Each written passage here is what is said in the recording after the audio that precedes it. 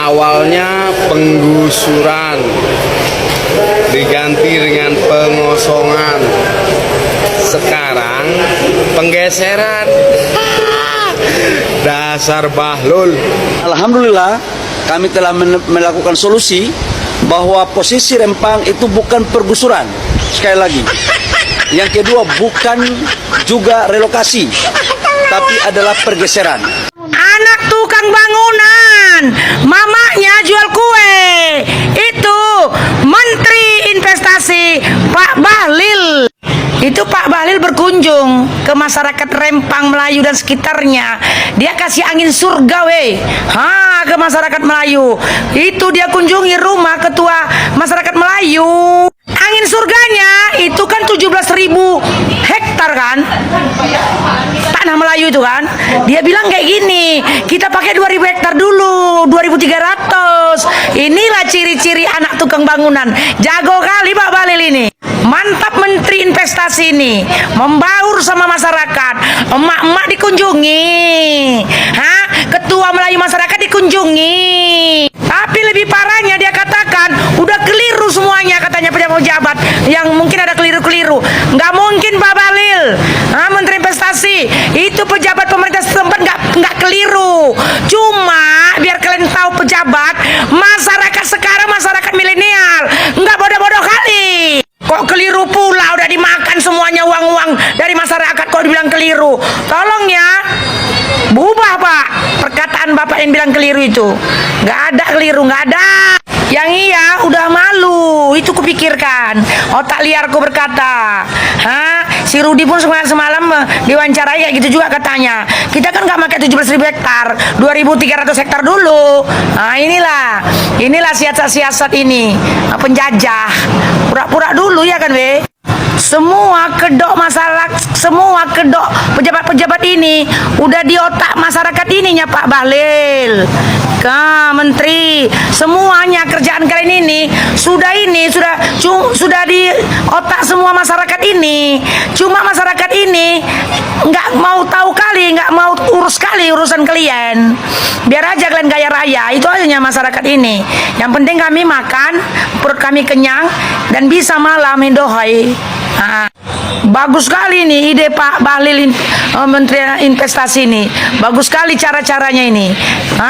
Aku salut sama Pak Bahlil ini. Nampak kali dia ini, bapaknya tukang bangunan, mamanya jual kue. Pernah menderita, pernah sengsara. Jadi kayak mana? Diperhitungkanlah Pak, apa yang sudah menjadi hak orang Melayu.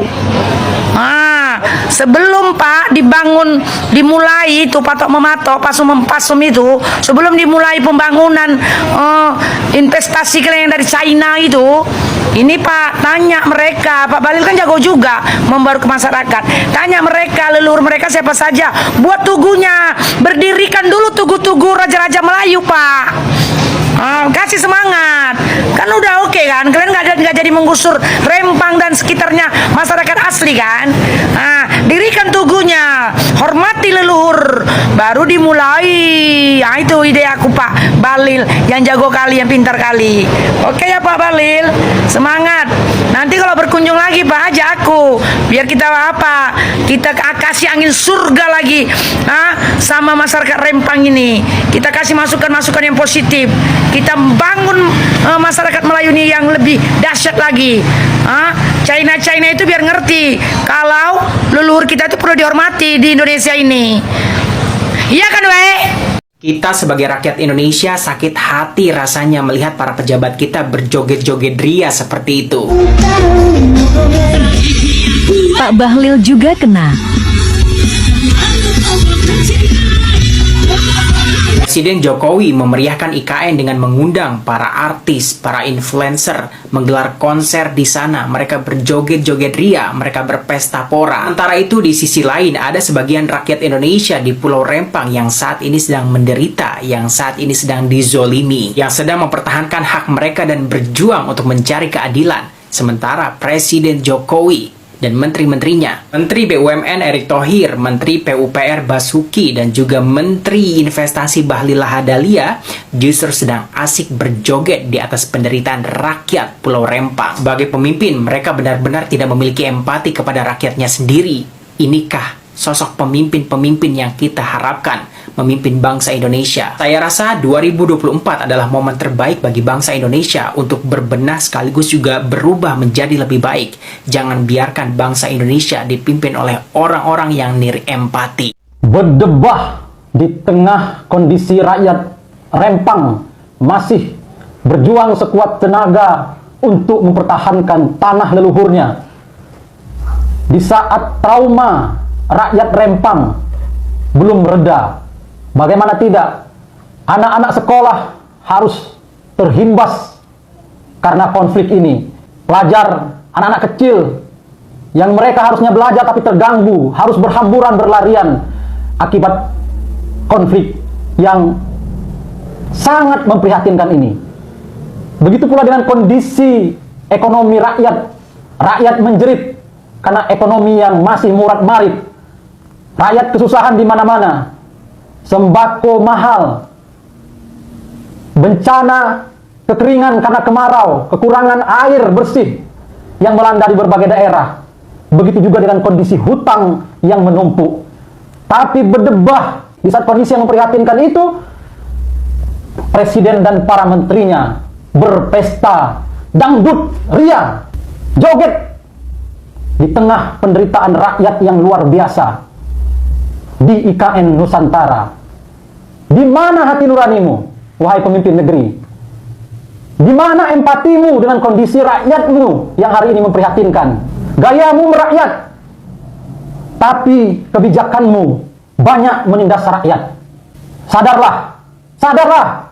Kau berpesta dangdut ria di IKN Nusantara menggunakan uang negara, uang rakyat yang dipungut dari pajak-pajak yang dibayar oleh rakyat Indonesia. Berdebah. Relokasi tidak jadi, penggusuran tidak jadi. Yang jadi dipindahkan. Itu siasat yang dipakai Menteri Investasi. Dan juga itu Pak Wali Kota Rudi. Kadang-kadang aku berpikir ya, ada apa sebenarnya di tanah 2.300 hektar yang mau dibangun PT Mac ini, pabrik kaca ini. Kurasa kayak gini, biar ini otak liar ini, otak pintarku ya kan. Kurasa kayak gini Pak Bahlil dan seluruh masyarakat dan seluruh warga masyarakat Melayu sekitarnya yang kalian mau dipindahkan. Ingat, catat dan garis bawahi, bukan digusur dan relokasi, dipindahkan. Aku mau tanya, komennya itu sama aja atau enggak sama itu? Hah? Itu ada apa di tempat mereka yang mau bangun pabrik itu? Jujur-jujur aja lah Pak, gak usah ditipu-tipu. Kenapa? Terbuka. Sumber daya alamnya gimana di sana?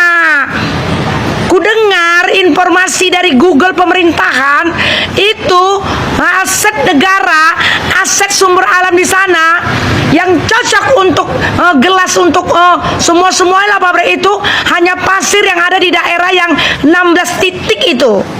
Jadi kayak gini Pak, kemarin kan Pak bilang itu masyarakat ingin membuka usaha untuk mau bekerja, itu permintaan mereka. Kalian beli kenapa rupanya itu sumber daya alam mereka? Kalau pasirnya memang bermanfaat untuk pabrik yang kalian bangun itu China sana, kalian beli dari masyarakat. Itu yang ku tahu. Biar jangan kalian aja yang kaya. Aku kok heran, kok ngotot kali harus di situ buat pabrik kaca yang silikon yang untuk gas dan segala macam lah. Terobosan-terobosan baru yang udah milenial ini. Dibeli kepada masyarakat. Jadi keuntungan dinikmati bersama. Ini pradugaku. Kenapa ngotot? Kenapa nggak di daerah lain? Satu, pasir yang ada di sana cocok untuk bahan baku pabrik yang mau dibuka oleh orang China sana. Dua, daerah itu memang cocok untuk perumahan-perumahan lah nanti orang-orang luar negeri. Iya kan? Kayak gitu. Maunya kita ini masyarakat, itu orang China yang mau bangun pabrik itu, kalian beli bahan bakunya. Itu kan aset negara, itu kan milik masyarakat. Kalian beli sama masyarakat. Pasirnya entah sekilo berapa, 1 lori berapa. Itu kan pas. Udah pintar kali semuanya. Aku pun jago kalinya ini kalau soal berhitung-berhitung. Iya kan, Pak? Kalau 170 sekian triliun untuk biaya-biaya untuk membuka pabrik ini, apa nggak bisa itu? Nggak usah digaji dulu para menteri, para anggota DPR 3 bulan. Coba kalian kalikan gajinya satu berapa? Satu orang gaji DPR berapa? Gaji menteri berapa? Gaji presiden berapa? Nggak usah digaji dulu selama 3 bulan, dikumpulkan. Kurasa lebih dari 200 triliun. Kita pun bisa buka pabrik. Masyarakat dan seluruh orang-orang Indonesia yang pintar kali. Iya kan? Uang kita lebih banyak Indonesia ini daripada mereka. Kita kaya raya, Pak Menteri. Kok jadi diam-diam kalian semuanya terbodoh kali kalian? Kenapa ngotot di situ mau membuka pabrik? Berarti ada rahasia yang disembunyikan yang masyarakat nggak boleh tahu. Iya kan, Itu gaji guru kan sering ditahan-tahan. Kadang sampai 3 bulan, 6 bulan. Tahanlah gaji DPR. Gak usah pikiran sana sini. Tahanlah gaji menteri, dikumpulkan semua. Apa nggak udah triliun-triliun? Apalagi semuanya KPK turun tangan menjarahi uang orang yang sudah koruptor. 10 pabrik kaca pun bisa kita buat di Indonesia ini. Satu, ku ingatkan sama kalian ya masyarakat seluruh Indonesia Raya, dari Sabang sampai Merauke, ku jelaskan, ku ingatkan, Indonesia ini kaya raya. Sumber daya alamnya banyak nggak ada dimiliki orang negara sana, terutama di tempat yang mau dibangun ini. Kalian beli pasirnya 1 lori berapa, maka masyarakat Melayu kaya raya semua, ya kan Pak Bahlil, ngerti kan? Aku pun karena nggak maju selangkahnya, nggak jadi menteri, kalau nggak lebih jagonya aku, Pak.